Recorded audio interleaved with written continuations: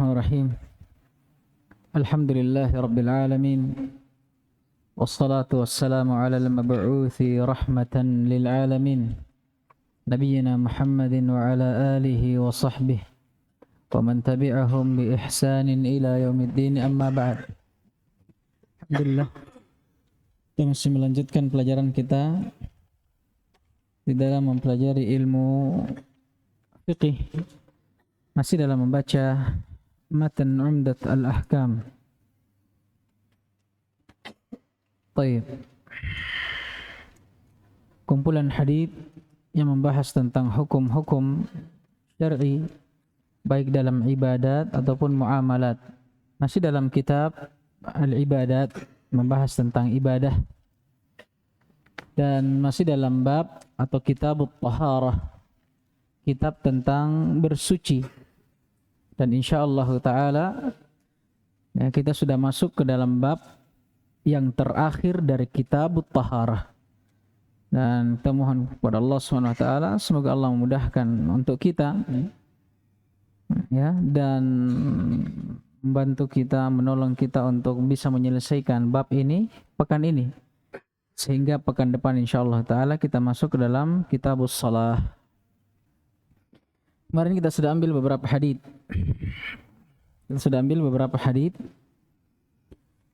Dalam bab at-tayammum. Yang pertama hadits Imran bin Husain, bahwasanya Nabi SAW pernah melihat ada seorang laki-laki yang menyendiri dan tidak ikut salat berjamaah bersama dengan para sahabat yang lainnya yang diimami oleh Nabi SAW, sehingga beliau pun alaihi salatu wassalam tatkala selesai dari salatnya dia bertanya kepada lelaki tersebut, apa yang menahanmu dari salat berjamaah? Kata orang ini, aku ditimpa oleh janabah, maksudnya aku sedang junub dan saya tidak mendapati air. Ya, maksudnya bagaimana saya mau bersuci? Ya, bagaimana saya mau bersuci dari junubku sedangkan tidak ada air? Lelaki ini dia tidak memahami, belum sampai kepadanya dalil tayammum. Makanya tatkala dia junub, yang dia pahami bahwa junub wajib mandi dan mandi itu wajib pakai air. Bersuci, tidak ada yang bisa menggantikannya. Ini pemahaman laki-laki ini awalnya. Sampai akhirnya Nabi SAW bersabda, alaika bis-sa'id fa innahu yakfik. Ya, seharusnya engkau menggunakan sa'id, dan sa'id itu debu. Ya, nah, sebagian ulama juga mentakbirnya atau mendefinisikannya dengan apa?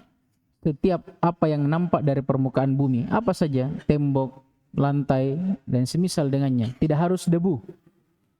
Ya.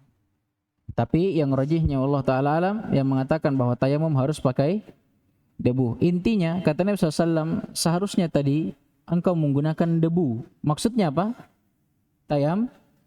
Tayammum fa innahu yakfik, karena sesungguhnya sa'id itu mencukupimu. Maksudnya cukup bagimu untuk kau gunakan bertahara dan salat dengannya.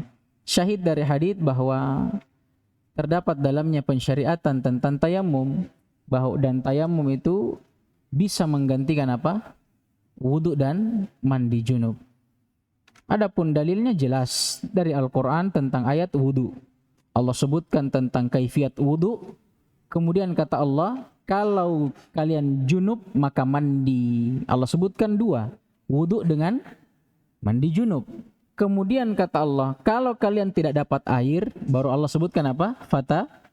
Fatayammamu, maka bertayamumlah. Tayamum ini Allah sebutkan untuk menggantikan apa? Keduanya, wudu dan mandi junub yang telah Allah sebutkan. Taib. Kemudian hadits yang kedua, Ammar bin Yasir, bahwasanya beliau pernah diutus oleh Nabi SAW untuk suatu hajat, ya, suatu kebutuhan. Kemudian di tengah perjalanan, ya, Ammar bin Yasir junub. Kemudian dia tidak mendapatkan air. Nah, namun berbedanya dia dengan laki-laki sebelumnya. Yang sebelumnya dia sama sekali tidak memahami bahwa tayamum itu bisa menggantikan wudu dan mandi junub. Kalau Ammar bin Yasir, dia punya ilmu tentang tayamum. Dia tahu bahwa tayamum bisa menggantikan wudu. Hanya saja dia belum tahu bahwa ternyata tayamum bisa menggantikan mandi junub. Nah, akhirnya apa? Dia berijtihad. Dia berijtihad dan menyimpulkan bahwa kalau tayamum bisa menggantikan wudu, maka kenapa tidak dengan mandi? Nah, kemudian dia berijtihad. Nah, kalau begitu kaifiatnya bagaimana? Kalau wudu diganti dengan tayamum juga harus dengan mengusap anggota wudu. Berarti kalau wudu bisa tayamum menggantikan mandi junub, berarti sama juga kaifiatnya. Mandi junub bagaimana kaifiatnya? Kan meratakan air ke seluruh tubuh. Nah, karena kalau tayamum pakai debu, dia ratakan debu di seluruh tubuhnya. Bagaimana caranya? Nah, itu. Atamarraqtu fis sa'id kama tamarragu ad-dabbah. Maka aku pun berguling di tanah atau di pasir, ya, sama seperti bergulingnya ad-dabbah, hewan melata. Nah, sampai akhirnya dia merasa debu itu sudah memenuhi tubuhnya, baru dia datang kepada Nabi SAW dan dia ceritakan kisahnya. Dia junub dan akhirnya dia melakukan hal ini. Kata Nabi SAW, inna makana yakfika antakula. Apa itu? Saya kira ada apa yang meletus nih. Kemudian kata Nabi SAW, inna makana yakfik antakula biyadaika hakada. Sebenarnya cukup tadinya itu bagimu untuk apa? Untuk menepuk kedua telapak tanganmu ke tanah. Seperti ini. Kemudian Nabi contohkan. Kemudian Nabi menepuk kedua telapak tangannya. Berapa kali tepukan? 1 kali. Dan mengusap antara kanan dengan kiri. Baru dia mulai bertayamum. Mengusap kedua telapak tangannya dan wajahnya. Di sini ada masalah masyhurah tentang tartib. Kemarin kita sudah bahas. Ya, kemarin kita sudah bahas. Apa hukumnya tartib?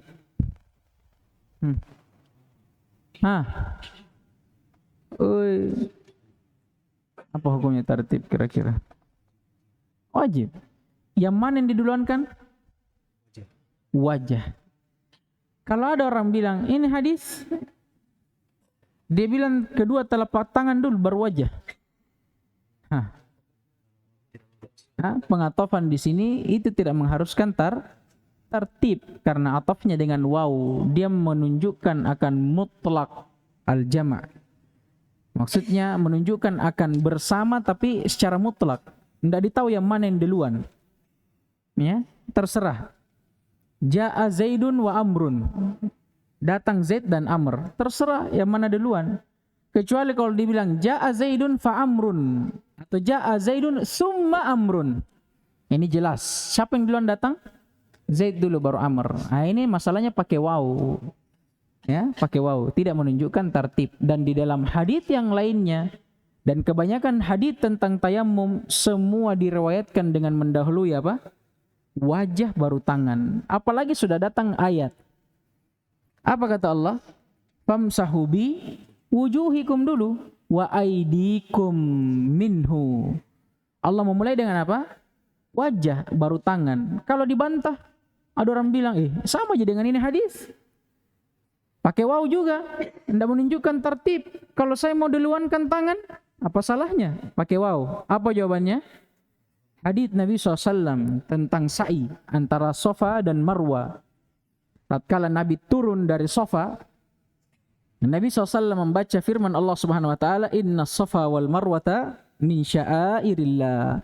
Sungguh Safa dan Marwa itu termasuk syiar-syiar Allah. Maksudnya dalam ibadah haji, termasuk dari rukun haji, ya, atau umrah. Sekarang apa lagi namanya? Apa tadi saya mau bilang? Syahidnya. Kemudian Nabi setelah membaca ini, Nabi SAW bersabda, Ibda'u bima bada Allahu bihi. Mulailah dengan apa yang Allah mulai dengannya. Allah mulai dengan apa? Safa, baru Marwah. Makanya yang rojihnya itu sa'i didahulukan dari apa? Dari Safa baru ke Marwah. Bukan dari Marwah ke Safa. Dikiaskan dengan ayat ini. Begitu pula dengan firman Allah Subhanahu wa taala tentang tayammum, famsahu biwujuhikum wa aydikum minhu. Ibda'u bima bada'allahu bihi. Taib, dan hadis yang terakhir, ya, sabda Nabi SAW tatkala Nabi ingin menjelaskan bahwa beliau diberikan 5 perkara yang menjadi kekhususan dan keistimewaan beliau yang tidak diberikan kepada Nabi selain beliau. Di antaranya, dan ini yang menjadi syahidnya, dijadikan untuk beliau alaihi salatu wassalam bumi ini beserta apa yang berada di dalamnya masjidan wa tahura. Ya, masjid tempat untuk bisa disolati dan tempat yang suci. Maksudnya apa? Bisa dipakai untuk bertahara. Ya, khususnya lagi kalau air, apalagi air laut, ada sabda Nabi SAW yang lainnya. Kata Nabi SAW, al-bahru tahuru ma'uhu wal hillu maitatu. Nah, sekarang kita masuk ke dalam bab al-haid, dan ini sebagaimana yang kita isyaratkan adalah bab yang paling terakhir dari kitab At-Taharah, dan setelahnya insyaallah taala kita akan masuk ke dalam kitabus shalah. Taib, kenapa dimasukkan babul haid ke dalam bab atau kitabut taharah? Karena keterikatannya yang begitu kuat. Ya, karena namanya haid itu berkaitan dengan hadas dan najis. Haid itu sendiri perbuatannya, nah itu hadas besar yang mewajibkan mandi sebagaimana yang telah kita isyaratkan sebelumnya. Dan darahnya itu sendiri juga najis, dan akan datang penjelasannya. Makanya karena dia hadas dan najis yang mengharuskan taharah, maka dia masuk ke dalam kitab At-Taharah. Sama halnya dengan babul janabah, ya, babul madhi, ya, wa ghairihi, sama. Jadi dia berkaitan dengan najasah, maka dia masuk ke dalam kitabut taharah. Begitu pula babul wudu, ya, babut tayammum. Nah, ini semua masuk ke dalam kitabut taharah. Adapun seperti babus siwak yang telah berlalu, itu hanya bab penyempurna. Kenapa disinggung? Ya karena memang kan kita sudah sebutkan di hadis-hadis yang telah berlalu bahwa di antara tempat disunnahkannya siwak pada saat berwudu. Makanya masuk ke dalam kitab At-Taharah. Tayyib. Apa itu haid? Allahul musta'an. Antum kasih tahu. Tayyib. Apa itu haid? Ya, secara bahasa dia adalah masdar dari kata hadha yahidu. Hadha yahidu. Haidun. Hadha yahidu haidun. Yang maknanya sala yasilu sailun. Apa itu sala yasil? Mengalir. Haid dikatakan haid dari kata hadha yahid. Maknanya mengalir. Ya. Sebagaimana dengan kenyataannya, hakikatnya, kenapa dikatakan haid itu haid? Ya karena adanya darah yang mengalir dari pangkal rahim atau pusatnya rahim keluar ke kantung kemih. Nah, ini kata para ulama bahasa. Makanya orang Arab itu mengatakan hadha al-wadi. Air sungai itu haid. Maksudnya haid aisala, mengalir. Nah, ini secara bahasa. Adapun secara istilah, maka Syekh Ibnu Utsaimin rahimahullah dalam syarahnya menjelaskan tentang definisi haid secara istilah. Kata beliau, damun tabi'ah atau damu tabi'atin wajibillah. Dia darah yang merupakan darah tabiat. Tarkhihir rahim fi ayyamin ma'lumah inda bulughi sinnin ma'lum. Tarkhihir rahim, yang keluar dari rahim, fi ayyamin ma'lumah, pada hari-hari tertentu, inda bulughi sinnin ma'lum, dan pada usia yang tertentu. Paham ini? Jadi dia adalah darah tabiat yang memang Allah takdirkan untuk seorang hamba wanita, yang dia datang keluar dari rahim, yang dia keluar pada saat tertentu atau pada hari-hari tertentu, maksudnya dalam jangka waktu tertentu, dan akan dibahas nanti berapa lama dia punya waktu, dan juga dia keluar pada saat tertentu, umur atau usia yang tertentu, kapan seorang wanita dikatakan haid. Ini dia, fattarahallahu ta'ala ala banati Adam, yang dimana haid ini adalah apa yang telah Allah takdirkan untuk keturunan wanita dari anak cucu Adam. Intinya dia adalah darah tabiat keluar dari rahim, ya, pada dalam jangka waktu tertentu dan pada usia tertentu.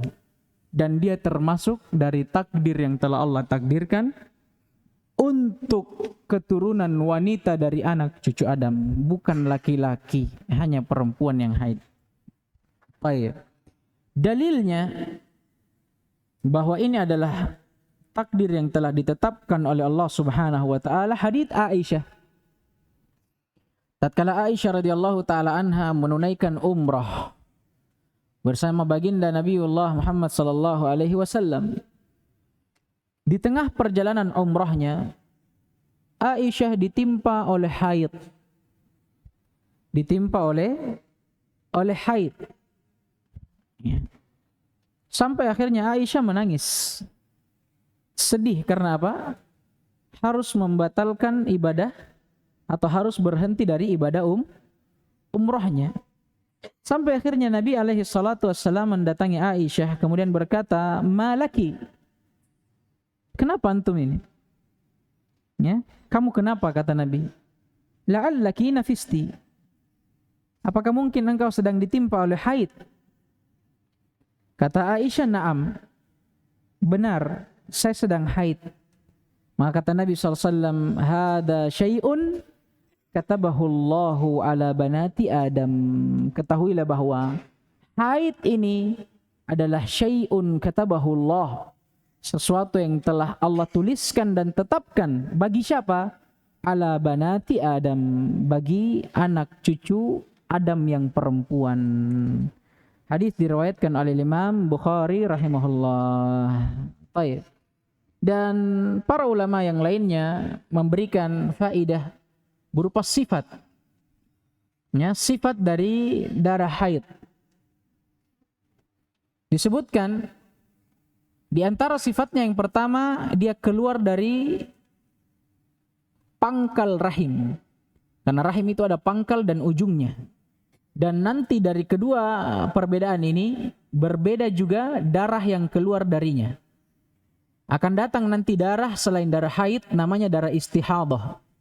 Darah yang keluar karena penyakit, pecahnya pembuluh darah yang terdapat pada rahim. Darah istihadah ini berbeda hukumnya dengan haid. Ya, berbeda hukumnya dengan haid. Kalau haid, dia mengharamkan seorang wanita dari sholat, puasa, dan hukum-hukum yang lainnya. Adapun kalau istihadah, dia tidak menghalangi seorang wanita dari sholat dan puasa dan hukum-hukum yang dilarang bagi seorang yang haid. Nah, bedanya, ini salah satunya. Kalau haid, dia keluar dari pangkal rahim. Kalau istihadah, dia keluarnya dari puncaknya atau ujungnya rahim. Yang kedua, sifat dari darah haid, warnanya dia hitam, gelap. Dia hitam, gelap. Dan di antara sifatnya juga dia panas, ya. Dia panas. Kemudian teksturnya dia itu lebih kental daripada darah istihadah. Saya ulangi, yang pertama dia keluar dari pangkal rahim, warnanya hitam gelap, ya. Kemudian dia panas. Kemudian yang berikutnya teksturnya lebih kental. Kalau kata para ulama mentakbirnya dengan aghlab wa athqal, lebih berat dan lebih tebal. Ya, maksudnya lebih kental. Kemudian yang terakhir baunya. Baunya itu yang menyengat kalau darah haid. Ya. Baik. Kemudian Syekh Ibnu Utsaimin rahimahullah juga memberikan faidah dalam syarahnya tentang hukum-hukum yang terkait dengan seorang yang haid. Ini sebelum kita masuk dalam haditsnya. Tapi yang pertama, tidak diperbolehkan untuk seorang yang haid untuk salat. Tidak wajib, bahkan haram baginya untuk salat. Dan juga tidak wajib atasnya untuk mengqadha'nya dan menggantinya. Sebagaimana sabda Nabi SAW dalam hadis yang akan datang nanti, ucapan beliau terhadap Fatimah, ya, kata beliau, "Idza aqbalatil haidah fada'is salah." Kalau haidmu datang atau engkau ditimpa oleh haid atau kau sedang haid, maka tinggalkan salat. Fada'is salah, perintah untuk meninggalkan salat, menunjukkan akan larangannya, jangan salat. Dan larangan asalnya apa? Haram. Itu kaidah di sisi para ulama bahwa al-aslu fin nahi atau al-aslu fil man'i at-tahrim atau al-haram. Berbeda dengan perintah. Kalau perintah apa asalnya? Wajib. Al-aslu fil amri lil wujub. Nah, kalau lawannya wal aslu fin nahi lit tahrim, menunjukkan akan haramnya. Maka kalau ada seorang wanita yang haid, salat, batal salatnya dan dia bisa jadi berdosa. Ini hadis diriwayatkan oleh Imam Bukhari. Yang kedua, tidak boleh bagi seorang suami yang istrinya haid untuk mendatangi istrinya dan menjamahnya. Tidak boleh. Sebagaimana firman Allah Subhanahu wa taala, "Fa'tazilun nisaa fil mahid wa la taqrabuhunna hatta yatahurna." Kata Allah, "Fa'tazilun nisaa fil mahid," dan jauhilah istri-istri kalian tatkala mereka sedang haid.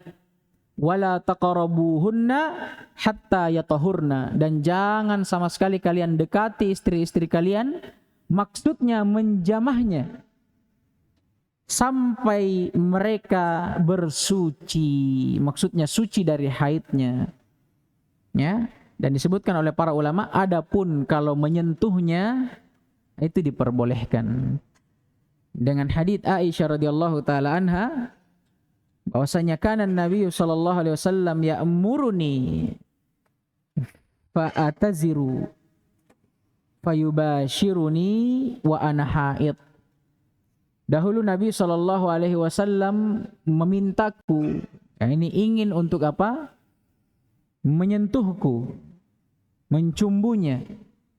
Hanya saja, kata Aisyah, kemudian beliau alaihi salatu wassalam menyentuhku dalam keadaan saya haid. Ini dalil bolehnya seorang itu disentuh oleh suaminya, ya, dalam keadaan dia haid. Tapi untuk menjamahnya tidak boleh. Yang ketiga, tidak boleh bagi seorang yang haid untuk berpuasa. Tidak boleh seorang haid untuk berpuasa. Ya, dan kapan dia berpuasa, batal puasanya. Tapi bedanya dengan sholat, kalau sholat wajib tidak diqadha? La. Kalau puasa wajib diqadha. Ya, wajib diqadha. Dalilnya sabda Nabi alaihi salatu wassalam tentang, ya, kurangnya akal dari seorang wanita dan kurangnya agamanya. Disebutkan dalam suatu hadis bahwa kebanyakan dari penduduk neraka itu adalah wanita. Kemudian ditanya, kenapa bisa? Karena wanita itu kurang akal dan agamanya. Nabi sebutkan di antara sebabnya. Kata Nabi SAW, "Alaysa idha hadat lam tusalli wa lam tasum, fadhaka nuqsanu diniha." Bukankah wanita itu kalau dia haid, dia tidak sholat dan dia tidak puasa? Ini syahidnya. Maka kata Nabi, kalau begitu, ini salah satu sifat kenapa dikatakan wanita itu kurang agamanya. Syahidnya apa? Kalau seorang wanita haid, maka kata Nabi apa? Tidak boleh dia sholat dan puasa. Hukum berikutnya, kalau wanita yang haid, diharamkan baginya untuk tawaf di Baitul Haram, Ka'bah Al-Mukarramah. Dengan dalil sabda Nabi alaihi salatu wassalam dalam hadits Aisyah, dalam kisah yang telah kita sebutkan tatkala Aisyah umrah dan ditimpa oleh haid di pertengahan umrahnya. Kata Nabi SAW, if'ali ma yaf'alul hajju ghairu alla tatufi bil bait. Lakukan saja apa yang dilakukan oleh orang-orang yang berhaji dari amalan umrah. Maksudnya dalam keadaan engkau haid, kecuali jangan lakukan satu. Apa itu? At-tawaf bil bait al-haram. Baik. Hadits riwayat Bukhari, dan ini adalah 5 hukum, dan bukan berarti hanya 5. Ada banyak hukum-hukum yang berkaitan dengan orang yang haid. Di antaranya tidak boleh memegang mushaf, ya, dan di antaranya tidak boleh berjalan ke masjid dan semisal dengannya. Tapi ini yang paling masyhurnya dan yang paling banyak dipertanyakan. Baik. Kita masuk ke dalam hadits. Kita baca 2 hadits. An Aisyah radhiyallahu taala anha anna Fatimah binta Abi Hubaishin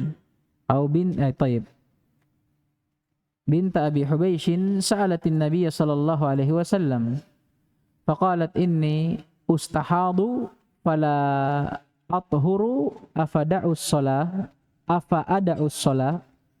Dari Aisyah radhiyallahu taala anha, beliau berkata bahwa Fatimah binta Abi Hubaish, anaknya Abu Hubaish, pernah bertanya kepada Nabi SAW seraya berkata, inni ustahadu, sungguh saya ditimpa oleh haid.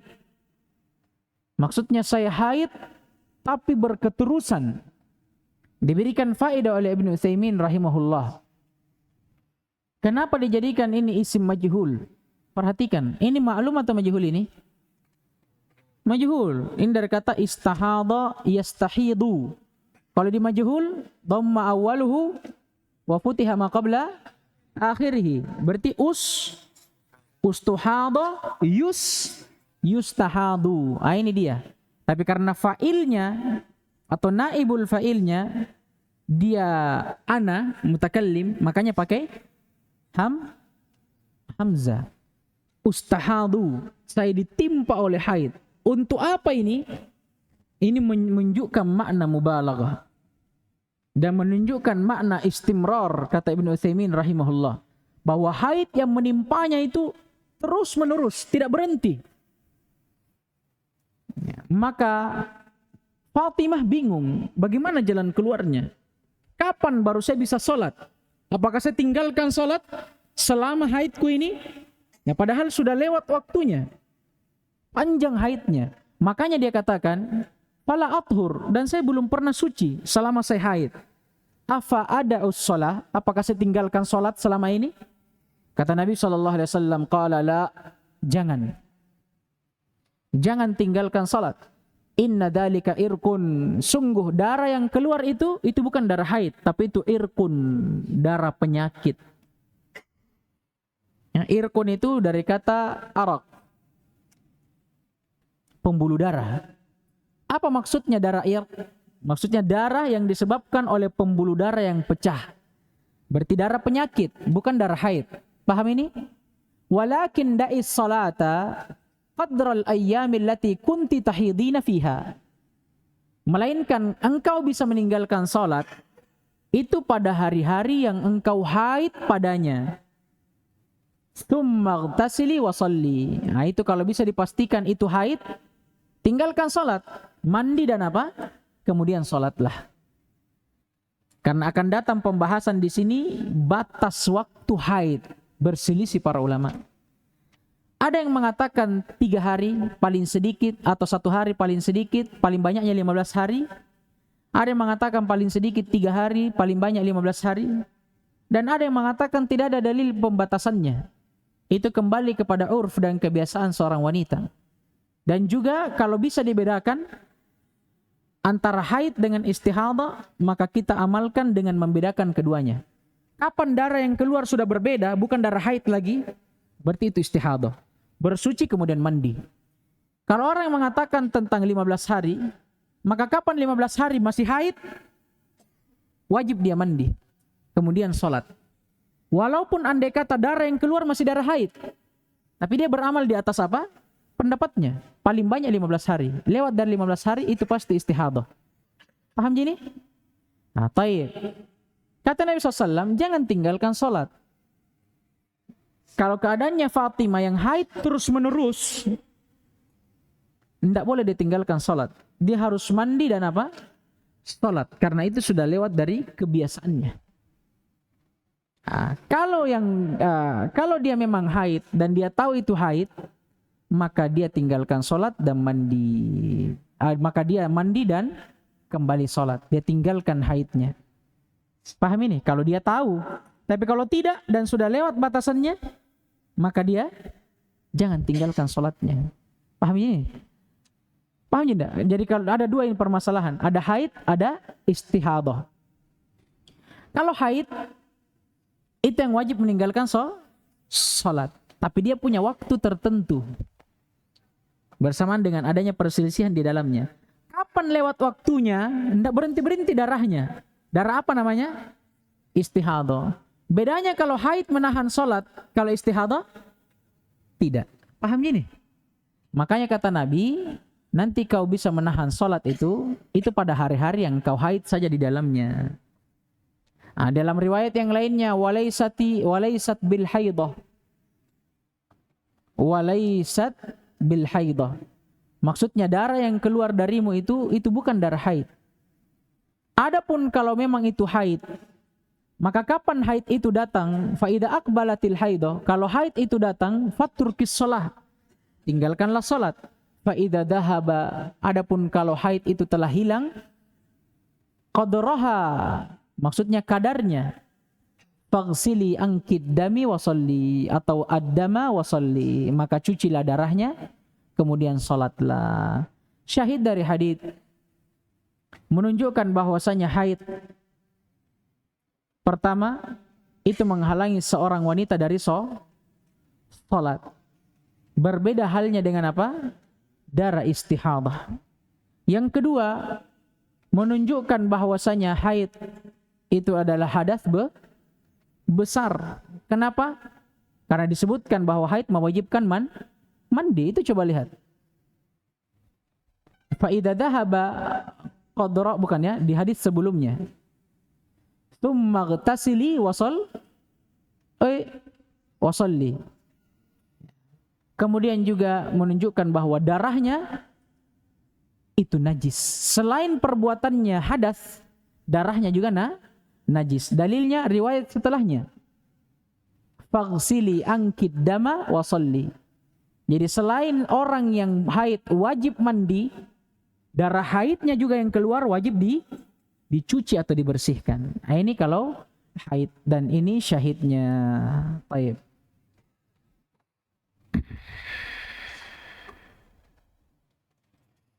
Kemudian nanti kita akan sempurnakan di akhir pembahasan tentang masail-masail yang berkaitan dengannya. Itu syahid dan inti dari hadis. Paham Ji? Yang pertama bahwasanya haid menghalangi seorang wanita dari salat. Yang kedua, haid itu sendiri perbuatannya hadas besar mewajibkan mandi. Mana dalilnya? Tsumma ghtasili wasalli. Yang ketiga, menunjukkan bahwa darahnya itu haid najis. Kenapa? Karena mewajibkan dicuci. Mana dalilnya? Riwayat yang berikutnya tadi.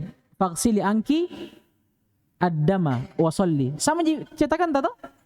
Ada yang beda? Nah, itu tanda itu semua itu. Syahidnya ini syahidnya. Supaya kita bisa berdalil nanti. Jangan sampai dalil tentang najisnya darah haid, kita pakai dalil apa? Hadasnya perbuatan haid. Terbalik nanti jadinya. Jadi tandai di situ. Ini syahid untuk permasalahan ini. Baik. Nanti kita akan sempurnakan dengan menyebutkan masailnya. Hadits yang berikutnya an Aisyah radhiyallahu taala anha. Dari Aisyah radhiyallahu taala anha, anna umma Habibata ustuhidat 7 sinin. Allahu akbar. Beliau menyebutkan bahwa Ummu Habibah haid selama 7 tahun. Allahu akbar. Fasa'alat Rasulullah sallallahu alaihi wasallam. Maka dia pun menanyakan kepada Rasulullah sallallahu alaihi wasallam andalik, tentang perkara beliau. Fa amaraha an taghtasila. Dan Nabi sallallahu alaihi wasallam pun memerintahkan Ummu Habibah untuk apa? Mandi, ya, mandi. Fakanat taghtasila likulli shalah. Setelah Ummu Habibah mendengarkan fatwa dari Nabi, Ummu Habibah pun setelah itu mandi setiap dia setiap dia sholat. Bicara, apa susahnya itu? Antum suaranya seperti artis, mahal sekali. Apa susahnya bilang itu? Lamanya saya duduk di sini 4 jam. Saya bicara aja. Antum bicara. Ya, baik. Nah, syahid dari hadits yang ingin disampaikan bahwa haid itu adalah hadas dan darahnya adalah najis, sama dengan pembahasan sebelumnya. Kenapa dikatakan seperti itu? Karena tatkala Ummu Habibah menanyakan tentang haidnya, apa yang Nabi perintahkan? Mandi. Istihadah, afwan. Menunjukkan bahwa darah istihadah baik.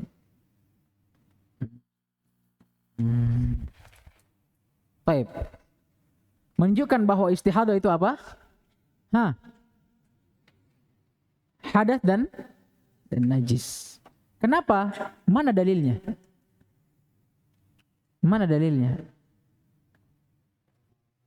Nabi suruh mandi. Gampangnya itu. Itu apa Nabi bilang? Taktasili atau taktasila. Nabi perintahkan untuk mandi. Baik.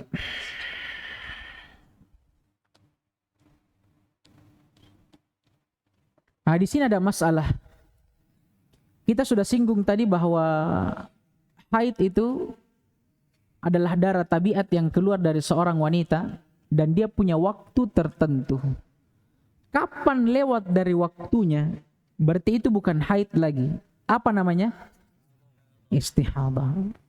Sekarang yang asalnya seorang yang haid wajib mandi karena itu hadas. Dan darahnya juga wajib dibersihkan karena itu najis. Nah, bagaimana dengan orang istihadah? Nah, menurut dalil ini sama hukumnya dengan orang yang haid. Wajib mandi dan wajib dicuci. Sekarang para ulama membahas suatu masalah. Bagaimana hukumnya istihadah? Masalahnya istihadah tidak seperti haid. Haid punya waktu tertentu. Istihadah tidak. Dan dia panjang seperti Ummu Habibah. 7 tahun keluar darah. Bagaimana jalan keluarnya? Nabi perintahkan untuk mandi. Tapi yang menjadi masalah, bagaimana hukum mandinya ini? Apakah setiap waktu sholat atau cukup 1 kali saja? Yang mengatakan bahwa cukup waktu sholat atau dia mandi setiap waktu sholat, berarti dia mandi setiap dia mau menunaikan sholatnya. Tapi yang mengatakan cukup 1 kali mandi, dia cukup mandi sekali, adapun setelahnya dia cukup berwudu kalau dia mau sholat. Berbeda, berselisih para ulama. Taib. Sebagian daripada ulama berpendapat akan wajibnya mandi setiap sholat. Beramal dengan hadits yang lain yang datang dari As-Sunan. Nah, ini pendapat sebagian ulama. Adapun jumhur dan mayoritas ulama, di antara mereka dari kalangan para sahabat ada Ali ibn Abi Thalib, Ibnu Abbas, dan Aisyah radhiyallahu taala anhum, dan juga di kalangan orang-orang setelah mereka. Demikian pula a'immah Abu Hanifah, Malik, dan Imam Ahmad rahimahumullahu jami'an. Mereka berpendapat akan tidak wajibnya mandi pada setiap waktu sholat. Apa dalilnya? Dia berdalilkan dengan hukum asalnya. Perhatikan hadis baik-baik. Apa yang Nabi perintahkan kepada Ummu Habibah? untuk mandi. Nabi tidak mengatakan mandi setiap sholat. Nabi hanya bilang apa? Mandi, wajib mandi. Berapa kali Nabi sebut? 1 kali. Asalnya berarti wajibnya hanya satu kali. Adapun yang lanjutan dari hadis ini ucapan Aisyah tentang perbuatannya Ummu Habibah, bukan perintahnya Nabi. Kata Aisyah, "Fakanat taghtasilu likulli shalah." Maka Ummu Habibah setelah mendengar fatwa dari Nabi, dia berijtihad. Perbuatan Ummu Habibah sendiri nih, dia mandi setiap waktu sholat. Maka karena itu tidak bisa dijadikan dalil. Karena menyelisihi perintah Nabi. Perintah Nabi apa? 1 kali. Ummu Habibah melakukan setiap kali sholat. Paham ini? Bisa tidak dijadikan dalil? Tidak bisa. Menyelisihi perintah Nabi. Asalnya perintah hanya 1 kali. Adapun yang lebih dari itu, atau yang datang dari lanjutan hadis ini, itu perbuatan Ummu Habibah. Bagi Ummu Habibah itu ijtihad dia. Kalau dia benar dapat 2 pahala, kalau dia keliru dia dapat 1 pahala. Tapi kita tidak bisa kita gunakan. Karena ini ijtihad Ummu Habibah. Dan ini juga menyelisihi asalnya tadi. Maka jumhur dan kebanyakan para ulama itu berpendapat akan tidak wajibnya mandi setiap sholat. Apa dalilnya? Ya kembali ke hukum asal. Asal perintah Nabi SAW untuk orang yang mustahidah mandi satu kali. Paham gini? Baik. Ini kesimpulan dari hadis, dan sampai di sini insyaallah naktafi bihadzal qadar. Subhanakallahumma bihamdik asyhadu an la ilaha illa anta astaghfiruka wa atubu ilaik. Waffaqallahu al-jami' lima yuhibbuhu wa yardah.